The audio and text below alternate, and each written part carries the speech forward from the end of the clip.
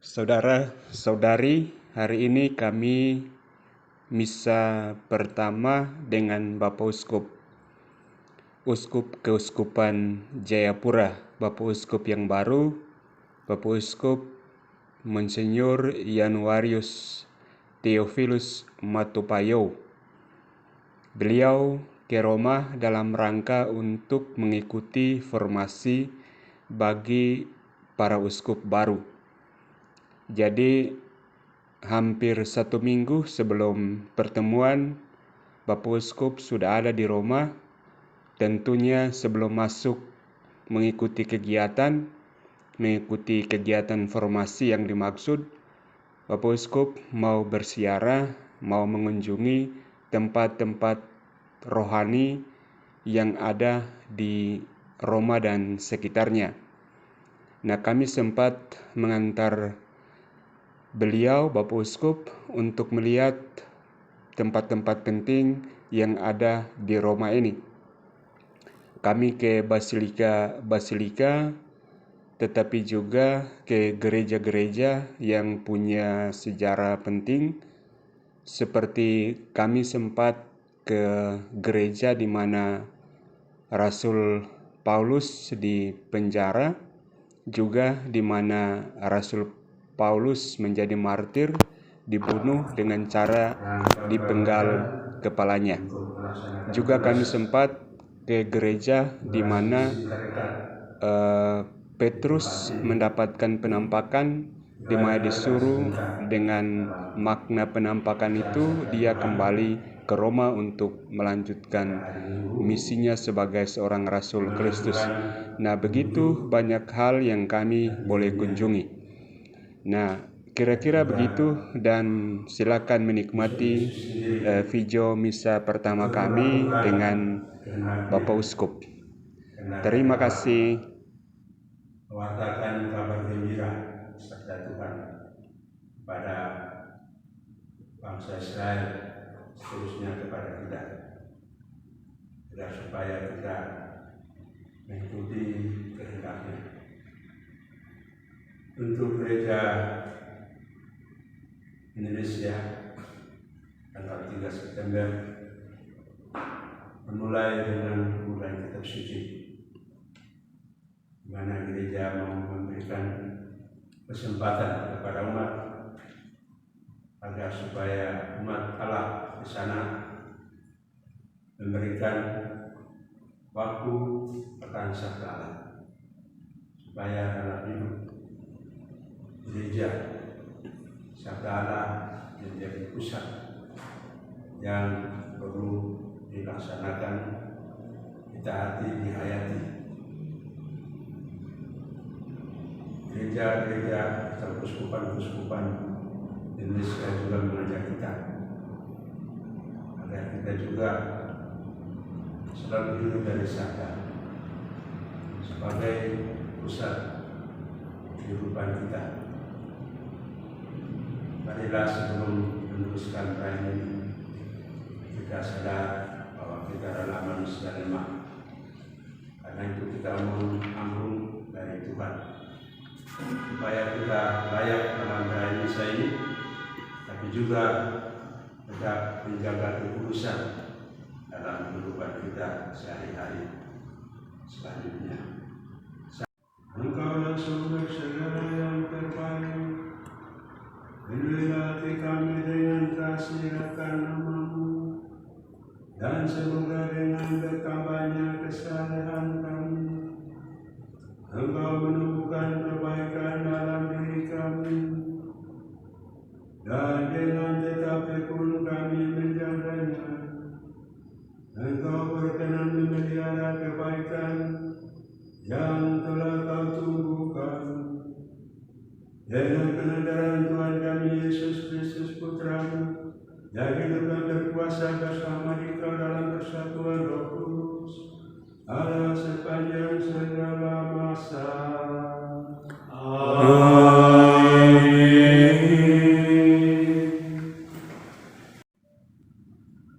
Bacaan dari kitab Yeremia. Kata Nabi Yeremia, Engkau telah membujuk aku ya Tuhan, dan aku telah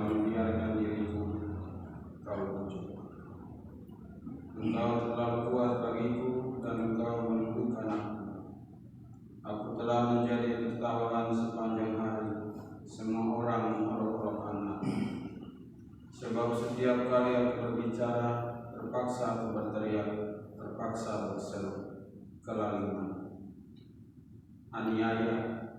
Sebab firman Tuhan telah mencela dan cemooh bagiku sepanjang hari.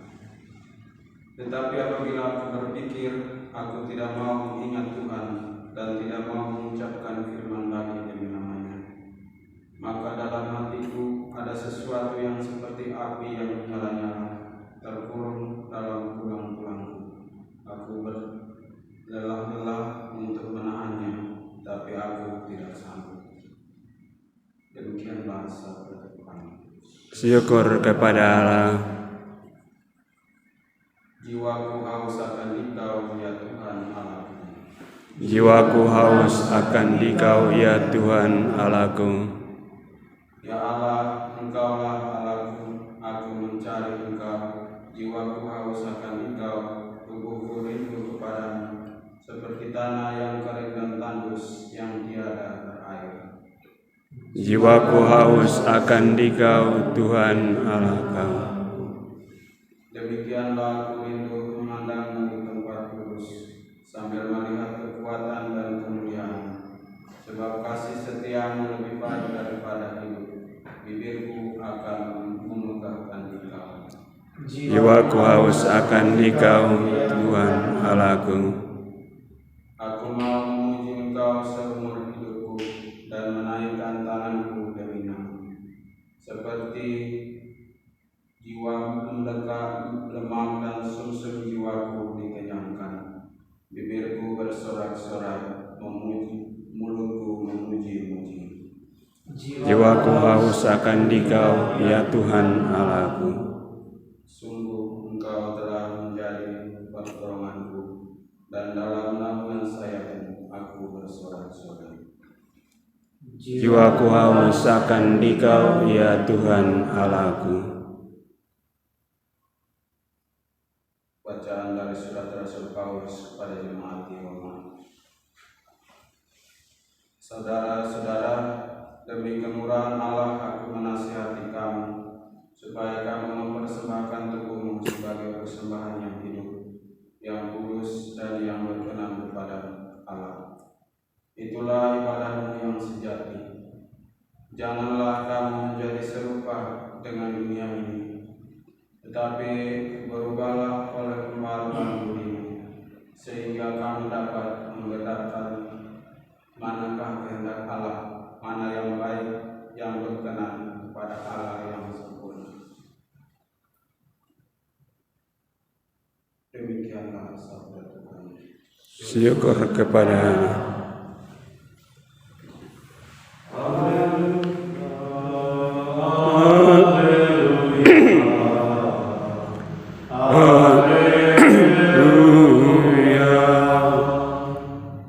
Allah Tuhan kita Yesus Kristus menjadi mata hati terang, mata hatimu terang, agar kamu mengerti pengharapan apakah yang terkandung dalam panggilan.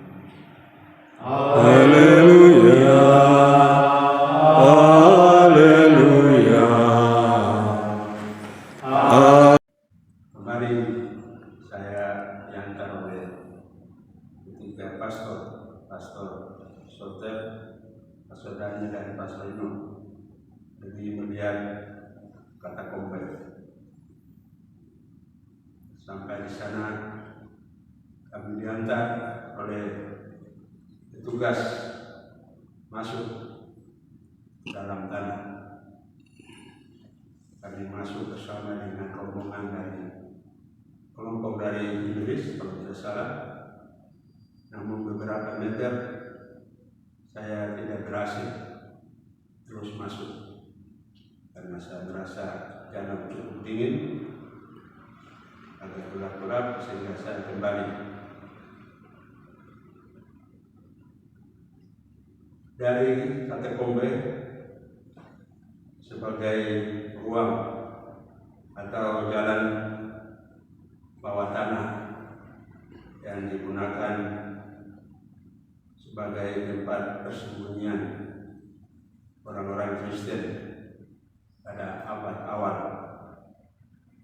Juga katakombe digunakan untuk keperluan religius, mereka berkumpul untuk berdoa, mendengarkan sabda Tuhan, merayakan Ekaristi, tapi juga katakombe dipakai untuk juga mereka bertemu dan juga mengumpulkan orang mati yang berlaku di baik di Italia, Roma, juga di Afrika Utara pada abad-abad kedua sampai kelima dulu ditulis.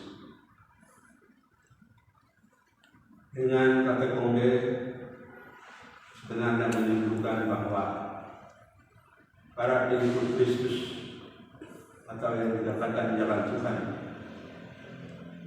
ternyata memang tidak mudah menjadi pengikut Kristus pada gereja awal. Mereka selalu dikejar-kejar, ditangkap, bahkan dibunuh, dimasukkan di kolam yang sudah ada binatang buasnya, seperti di bagian oleh Kolose kan, rupanya di situ juga Kaisar Nero mengambil gasnya, mengatakan supaya orang-orang Kristen mereka ditangkap, dibunuh, dimasukkan dalam mulut singa dan seterusnya. Pada saat itulah pengikut Kristus baik pada rasul maupun juga kaum religius umat mereka mempertahankan iman pada Yesus Kristus sampai mati-matian dan akhirnya sampai mati juga. Kemarin kami juga mampir di dua basilika. Basilika yang pertama adalah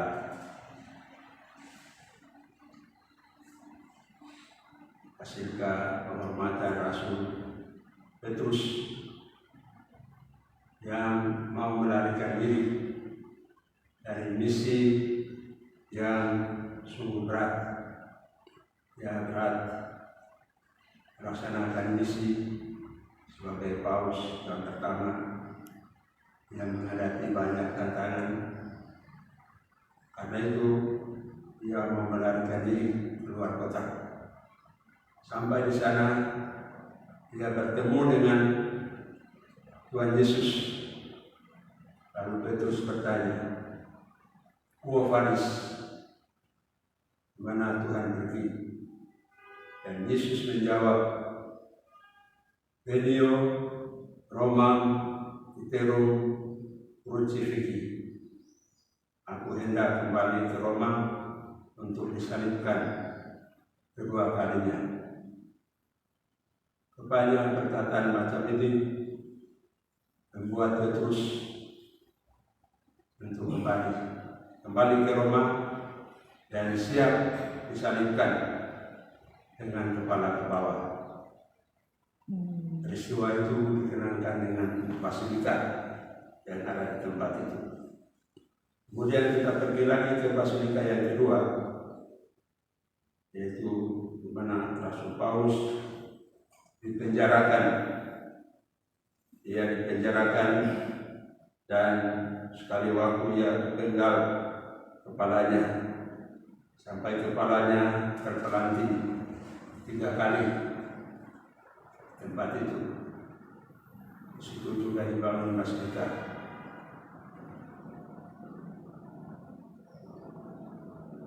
Dari sejarah gereja pada abad awal banyak yang menjadi martir.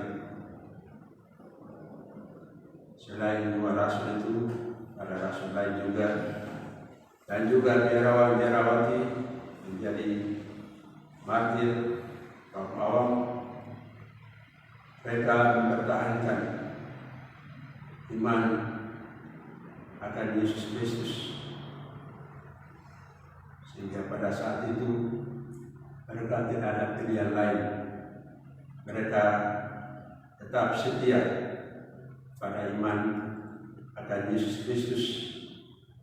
Maka mereka serahkan secara total pada Tuhan sampai mengorbankan dirinya bagi keselamatan mereka, tapi juga bagi gereja.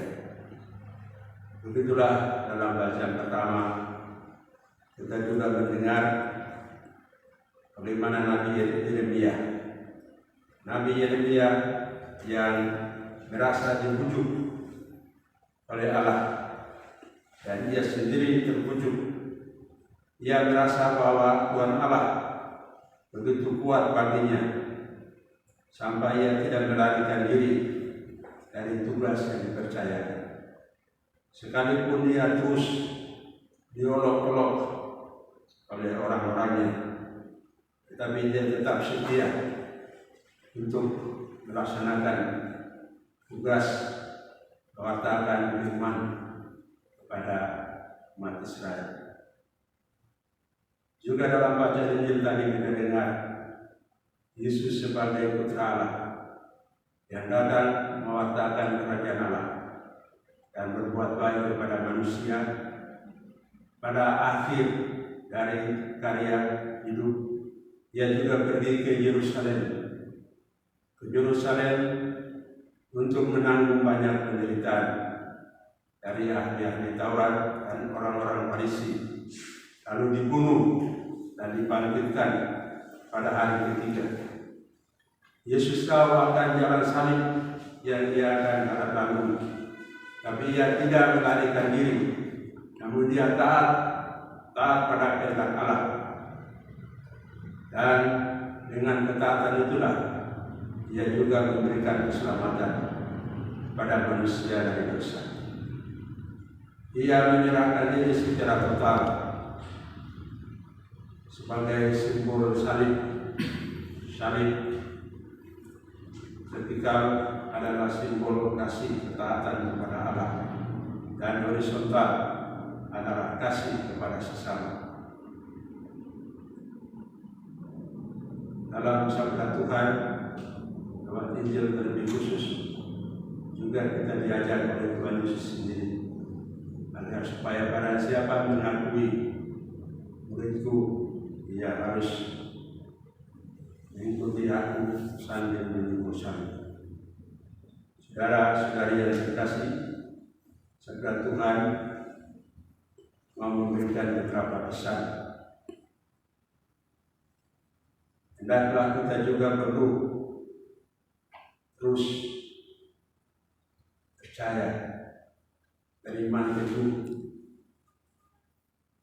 dengan mengikuti teladan dari para martir maupun terlebih khusus para rasul yang telah menjadi martir dalam menghadapi tantangan. Iman kita juga terus diuji agar kita diberikan rahmat Tuhan, supaya kita juga berani membelah ajaran iman terhadap segala tantangan, cobaan dari segala pengaruh ajaran sesat. Agar kita juga tetap setia pada iman akan Yesus Kristus dengan menepis pengaruh motif kultural, dengan menepis pengaruh hedonisme, konsumerisme, sekularisme, bukunisme dan lain-lain. Terutama sebagai para pastor yang akan belajar dan studi, tentu saja dihadapkan dengan berbagai tawaran, dengan berbagai tantangan, kesulitan dalam studi. Pada saat seperti itu,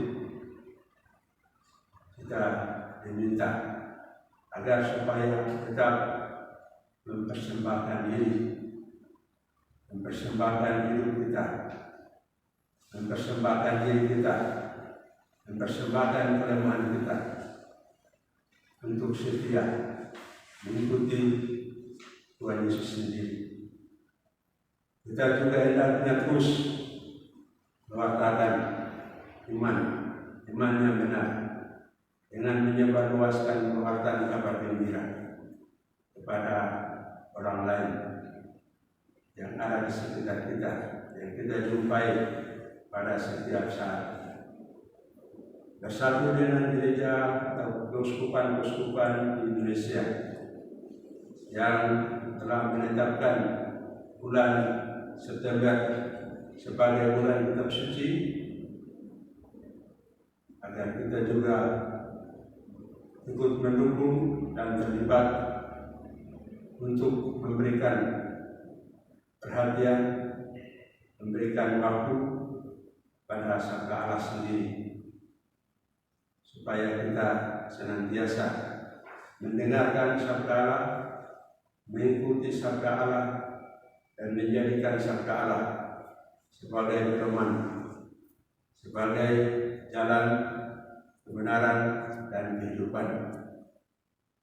Lebih khusus selama kita di studi di Roma, marilah kita terus membiarkan diri supaya dibujuk oleh Allah sendiri, sebagaimana Tuhan Allah membujuk Nabi Yeremia dan juga Yesus yang taat, supaya kita juga selalu taat pada kehendak Allah demi kepentingan sesama gereja. Semoga demikian. Amin.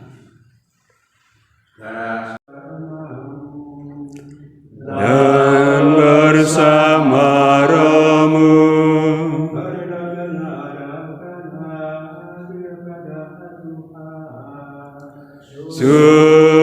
sudah kami arahkan,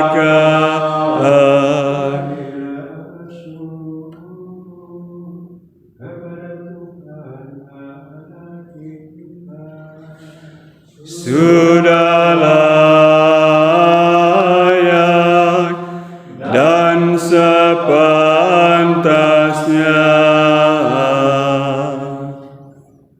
Sungguh pantas dan benar, layak dan menyelamatkan, bahwa kami selalu dan dimanapun bersyukur kepada Tuhan Bapa yang Kudus, Allah yang Maha Kuasa dan Kekal. Sungguh tak terhingga kemuliaan Engkau menopang makhluk yang fana dengan kealaanmu, dengan mengubah kodrat yang menyebabkan kami jatuh menjadi sarana keselamatan kami. Engkau menyembuhkan kami yang fana ini dengan pengantaran Kristus Tuhan kami. Dengan pengantaran Kristus itu, para malaikat yang bersukacita di hadapan dalam keabadian menyembah keagungan dan mohon perkenankanlah kami memahamkan suara dengan mereka dalam sukacita bersama sambil berseru. Kudus, kudus, kuduslah Tuhan, Allah segala kuasa, surga dan bumi penuh kemuliaan-Mu. Terpujilah Engkau di surga, dimuliakanlah yang datang dalam nama Tuhan. Terpujilah Engkau di surga. Saudara masuk ke ketiga, ada mengambilnya untuk bersama-sama mengucapkannya. Sungguh kuduslah Engkau Tuhan, segala makhluk ciptaan-Mu patut memuji Engkau. Sebab dengan pengantaran Putra-Mu Tuhan kami Yesus Kristus, dan dengan daya kekuatan Roh, Engkau menghidupkan segala sesuatu, dan Engkau tak henti-hentinya menghibur umat kami, sehingga dari terbitnya matahari sampai terbenamnya korban yang murni dipersembahkan bagi kami. Maka kami mohon dengan rendah hati kepadamu Tuhan, supaya Engkau berkenan menguduskan dengan Roh-Mu persembahan ini yang kami bawa kepadamu, agar menjadi tubuh dan darah Putra Tuhan kami Yesus Kristus, yang menghendaki kami merayakan misteri ini. Sebab pada malam Dia dikhianati, Dia mengambil roti, dan sambil mengucap syukur kepadamu, Dia mengucap berkat, memecah-mecahkan, lalu memberikannya kepada murid-muridnya seraya berkata, terimalah dan makanlah kalian semua. Inilah tubuhku yang diserahkan bagimu.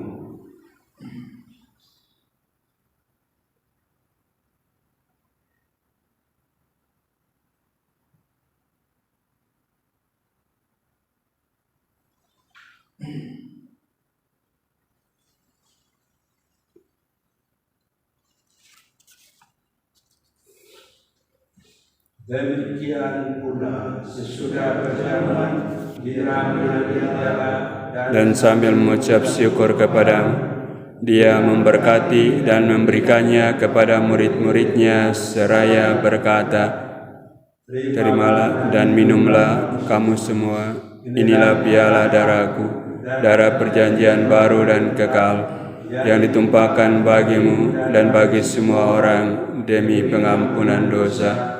Lakukanlah ini sebagai kenangan akan aku.